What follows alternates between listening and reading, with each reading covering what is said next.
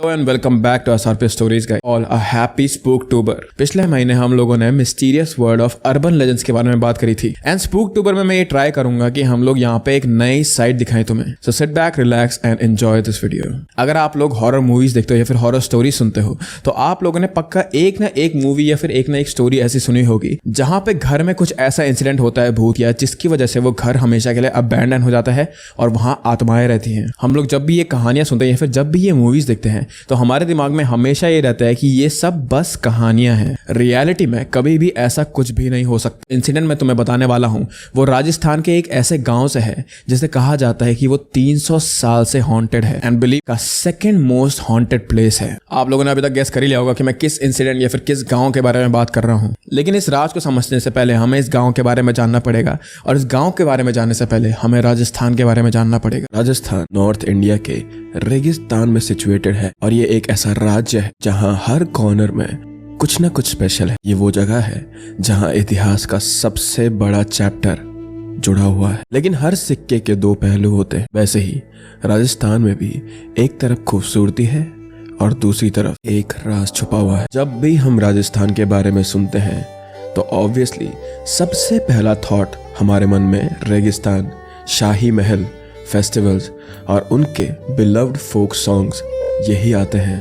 पर अगर मैं आपको हिस्ट्री की बात करूं तो राजस्थान के ग्रेटनेस उनके मजबूत किले हैं जैसे अंबर, मेहरानगढ़ और चित्तौड़गढ़। ये सब इमारतें राजपूत लोगों की शान को डिपिक्ट करते हैं। हर शहर, चाहे वो जयपुर का पिंक चार्म हो या उदयपुर की खूबसूरत झील या जोधपुर की ब्लू सिटी, ऐसे नामों से जाने जाती है। हर एक में अपनी एक अलग कहानी है, ब्रेवरी, प्यार और सैक्रिफाइस की। अगर आप राजस्थान के कल्चरल हेरिटेज की बात करें तो वो भी अपने आप में एक फेस्टिवल जैसा है। यहाँ के हर फेस्टिवल देखने लायक होते हैं जैसे तेज, दिवाली और डेजर्ट फेस्टिवल। और राजस्थान के बाजार की बात करें तो जोहरी बाजार, बापू बाजार, हर तरह के कलर से भरे हैंडक्राफ्ट्स, ज्वेलरीज और कपड़े यहाँ लोग बहुत दूर से खरीदने आते हैं।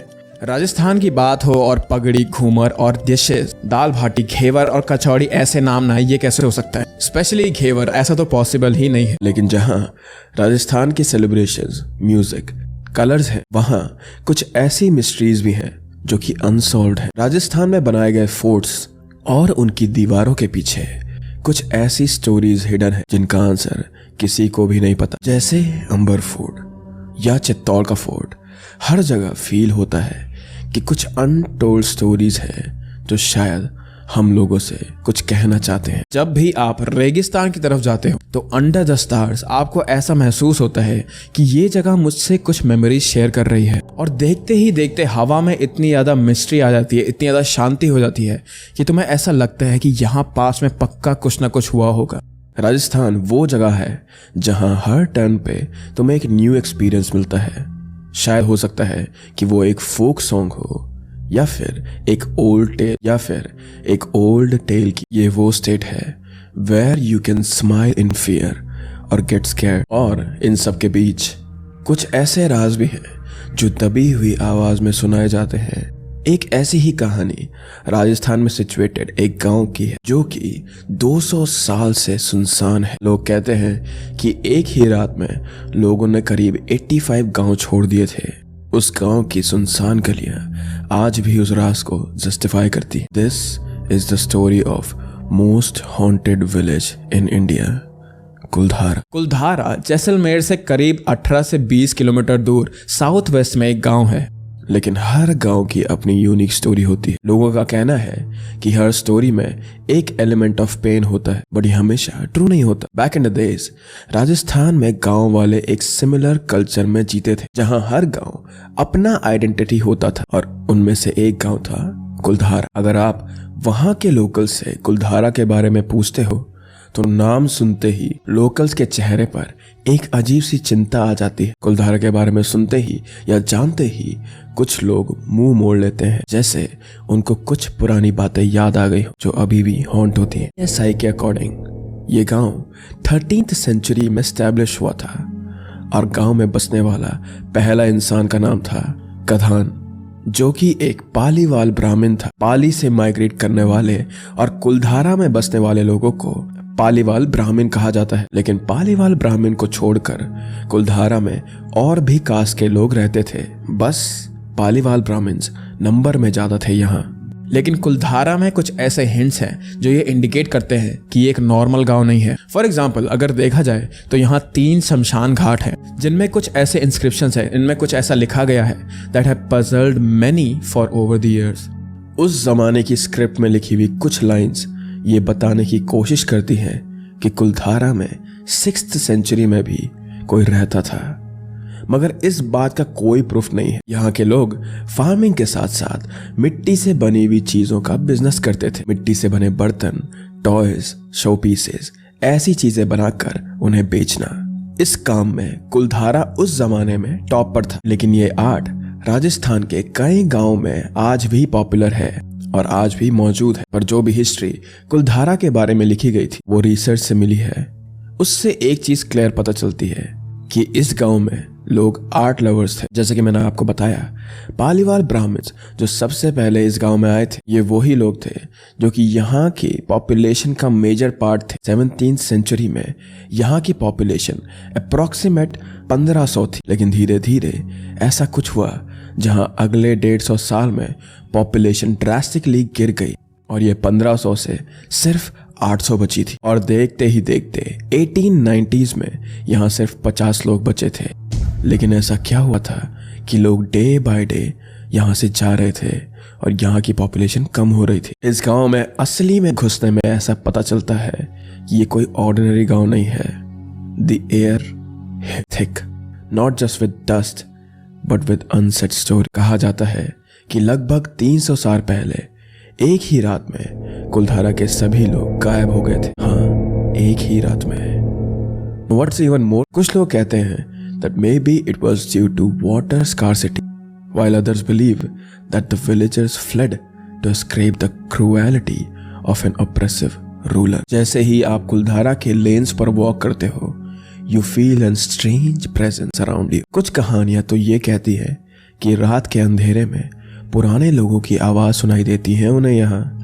And some have claimed to hear some whispering sounds as well. कुछ लोगों को बच्चों के हंसने की आवाज आती है और कुछ लोग कभी कभी यहाँ राजस्थानी फोक सॉन्ग सुनाई देते हैं। 1-2 बार अगर होता तो समझ में भी आता, पर ये चीज काफी लोगों को महसूस होती है और उन्हें ये सब सुनाई भी देता है। उन दिनों रेगिस्तान में बारिश होना बहुत ही रेयर था। इस वजह से नदियां सूख गई थी और कुएं भी सूखने लगे थे। हर तरफ पानी की कमी थी, जिस वजह से गांव वाले दिन रात पानी के लिए तरसते रहते थे। बच्चे, बूढ़े, औरत, आदमी सब पानी की एक बूंद के लिए तरस रहे थे। कुछ लोग तो कहते हैं कि इस वजह से मजबूर होकर लोग अपने घर छोड़कर दूसरे गांव, दूसरे शहर की तरफ बढ़ गए। पर कुछ लोगों का ये भी कहना है कि उस रात भूकंप आया था। भूकंप इतना डेडली था कि जमीन फटने लगी और गांव वाले भगदड़ मचाते हुए अपने घर छोड़कर यहाँ से भाग गए। कहा जाता है कि वो भूकंप इतना खतरनाक था कि कहीं घर गिर गए थे और जो नहीं गिरे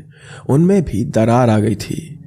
और ये दरार वाले घर तुम्हें आज भी दिख सकते हैं कुलधारा में। लोगों को लगा कि अगर वो वहां रुके तो उनकी जान खतरे में रहेगी और इसीलिए वो वहां से भाग गए। लेकिन अगर हम फैक्ट्स की बात करें तो इन सारे रीजंस में उतनी कोई सच्चाई नहीं है। ये सुनी सुनाई कहानियां हैं और हाँ, सुनी सुनाई कहानियों में कुछ ना कुछ मेरिट होता है। लेकिन इन सब में सबसे ज्यादा सुनाई गई कहानी वो है जो कि जैसलमेर के दीवान सलीम सिंह की है। ये सलीम सिंह वो इंसान है जिसकी वजह से एक रात में गांव वालों ने अपना घर छोड़ दिया था और गांव छोड़ने के बाद गांव वालों ने इस गांव को एक श्राप दिया था। और यहाँ से शुरू होता है सबसे बड़ा मिस्ट्री, द कर्स। वही श्राप जिसे लोगों ने सलीम सिंह पर लगाया था। लेकिन क्यों, आखिर सलीम सिंह ने ऐसा किया क्या? आज से करीब 300 साल पहले सलीम सिंह, जो कि जैसलमेर के रॉयल फैमिली का दीवान था, he was a powerful man. इतना पावर कि उसकी पहुंच एक मिनिस्टर से कम नहीं थी। सलीम सिंह नेचर से एक बहुत ही ज्यादा रूथलेस इंसान था। I know this thing, you were not expecting that thing from a dewan. पर सलीम सिंह के अंदर बिल्कुल भी दया नहीं थी। वो अपनी अलग ही मनमानी किया करता था और वहां के लोगों के अंदर एक डर का माहौल बनाए रखता था। एक दिन वो कुलधारा में अपने सोल्जर्स के साथ आकर टैक्स वसूल कर रहा था। अगर देखा जाए तो वो उसका एक नॉर्मल दिन जैसा ही था, लेकिन तब उसकी नजर वहां की मुखिया की खूबसूरत बेटी पर पड़ी और सलीम सिंह ने बिना कुछ सोचे सबके सामने बोला कि मुझे ये लड़की पसंद है, मैं इसी से शादी करना चाहता हूँ, ये मेरी है। सलीम सिंह की ये बात सुनकर गांव वाले शॉक रह गए थे। कुछ लोगों ने इसके अगेंस्ट प्रोटेस्ट भी करा, लेकिन इन एंगर सलीम सिंह ने उन्हें डरा कर बोला कि अगर ये शादी कल तक नहीं हुई तो मैं सबके टैक्स बढ़ा दूंगा, डबल कर दूंगा। ये सुनने के बाद वहां के गांव वालों को ये तो मालूम था कि सलीम सिंह एक बहुत ही क्रूर और जिद्दी इंसान है और वो सच में ये कर देगा अगर उसकी शादी मुखिया की बेटी से ना हुई तो। ये सब देखकर मुखिया और गांव वाले बहुत डर चुके थे। उन्हें लग रहा था कि सलीम सिंह के एंगर की वजह से कहीं गांव की बाकी लड़कियों की भी जिंदगी खराब ना हो जाए या खतरे में ना आ जाए। तो मुखिया ने अपनी बेटी से पूछा कि क्या तुम हमारे गांव के लिए, हमारे लोगों के लिए कुर्बानी दे सकती हो। मुखिया की बेटी ने प्यार से अपने गांव वालों के बारे में सोचकर हाँ कह दिया, लेकिन गांव वाले इस बात के लिए नहीं माने। हम अपनी बेटी उस राक्षस को नहीं देंगे, उन्होंने ऐसा कहा। और ये सुनकर मुखिया की आंख से आंसू आ गए। उसे भी पता था कि सलीम सिंह से उसकी शादी करवाकर वो अपनी बेटी को एक हेल में धकेल रहा है। ये चीज वो अपने दिल पर एक पत्थर रहकर कर रहा था, लेकिन जैसे ही उसने गांव वालों की बात सुनी उसकी जान में जान आ गई। वक्त बहुत कम था, इसलिए उस रात मुखिया ने गांव के लोगों के साथ एक बोल्ड डिसीजन लिया और ये अनाउंस करा, आज की रात को हम सब यहाँ से चले जाएंगे। यहाँ हमारी जिंदगी बर्बाद हो रही है, इस गांव को हमारी जरूरत है, हमें इस गांव की जरूरत नहीं और ना ही हमें सलीम सिंह की जरूरत है। ये बात सुनकर सभी गांव वालों में जोश आ गया। And on that night the entire village got vanished. सभी लोग यहाँ से भागने की तैयारी कर रहे थे। कुछ अपना सामान बांध रहे थे तो कुछ लोग अपनी गाय भैंसों को ले जाने की तैयारी कर रहे थे। इस वजह से यहाँ काफी भगदड़ हो गई थी और ये आवाज और ये हल्ला सलीम सिंह के कुछ गार्ड्स ने सुन लिया था। उन्होंने भागकर सलीम सिंह को रिपोर्ट करा तो इस बात से सलीम बिल्कुल भी खुश नहीं था।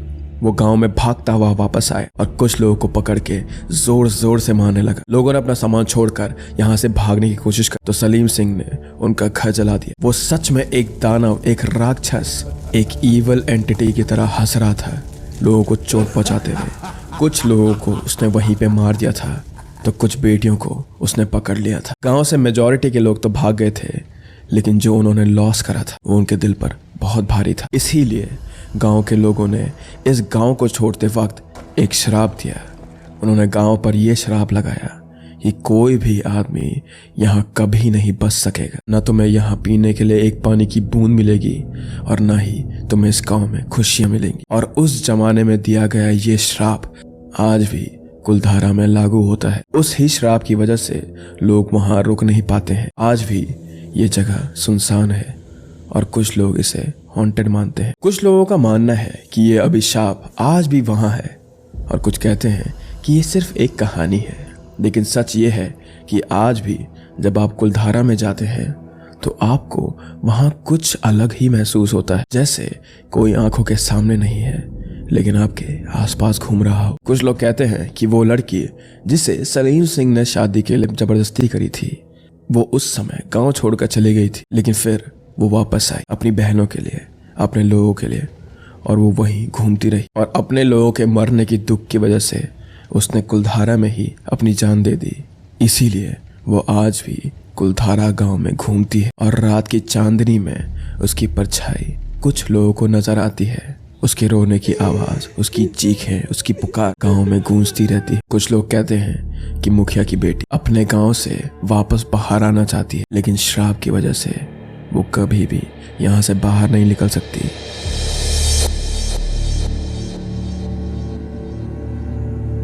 When I was reading articles about Kuldhara, I found many things that were common in all of them. Like जब भी इस गांव की चर्चा होती है तो लोगों के चेहरे में एक अजीब सा डर, एक अजीब सी क्यूरियोसिटी आ जाती है। अक्सर कहा जाता है कि लोगों को यहाँ पे रात के समय स्पेशली अजीब सी आवाज़ें सुनाई देती हैं और यही सेम आवाज़ें लोगों को कई साल से सुनाई दे रही हैं। लेकिन जब भी कोई ट्रैवलर, रिसर्चर या फिर कोई लोकल कुलधारा जाता है तो वो हमेशा अजीब सा महसूस करते हैं। कुछ लोग कहते हैं कि उन्हें वहाँ सच में अजीब सी आवाज़ें सुनाई देती हैं, जैसे कोई बच्चा रो रहा हो या फिर कोई पुरानी कहानी उन्हें वापस फील हो रही हो। लेकिन कुछ लोगों का मानना है कि ये आवाज़ें तो सिर्फ हवा की वजह से आती है। कई पैरानॉर्मल इन्वेस्टिगेटर्स और हिस्ट्री एंथुसियास्ट इस गांव को विजिट कर चुके हैं और एक ऐसा सोशल ग्रुप था जो कुलधारा के राज को समझने की कोशिश में था। उन्होंने कहा था कि जब भी वो यहाँ आए उन्होंने कुछ अजीब सा महसूस करा। उन्होंने कहा they felt something paranormal, जैसे वो अकेले नहीं थे। एक इन्वेस्टिगेटर ने बताया कि जब भी वो गाँव के मिडिल में खड़े थे तो उसने एक छोटी सी लड़की की मुस्कुराहट सुनी। जब उसने पलट के देखा तो वहाँ कोई भी नहीं था, वहाँ कोई लड़की नहीं थी, वो बस अपनी टीम के साथ खड़ा था। कुछ इन्वेस्टिगेटर्स का ये भी मानना है कि जब वो किसी पुराने घर के अंदर गए तो उन्होंने महसूस किया कि कोई उन्हें छू रहा है। अभी तक मैंने तुम्हें जो भी बताया वो कुलधारा से रिलेटेड एक मिस्ट्री थी जो कि सॉल्व नहीं हुई है, लेकिन इस गांव के छोड़े जाने का कारण आज भी हिस्टोरियंस और आर्कियोलॉजिस्ट के बीच में एक टॉपिक ऑफ इंटरेस्ट है। कुछ ऑर्डिनरी सोच से लोगों ने ये सोचा कि वो इस गांव का राज सुलझा सकते हैं। कई रिसर्च टीम ने कुलधारा की टूर की। इन टीम्स ने गांव में रहने वाले लोगों की लाइफस्टाइल और उनकी लाइफ के प्रॉब्लम्स को समझने की कोशिश करी। बाद में रिसर्च के मुताबिक ये माना जाता है कि कुलधारा में रहने वाले लोग एग्रीकल्चर पर डिपेंडेंट थे। कुछ सालों तक रीजन में बारिश न होने की वजह से लैंड बहुत ड्राई पड़ गया था, जो कि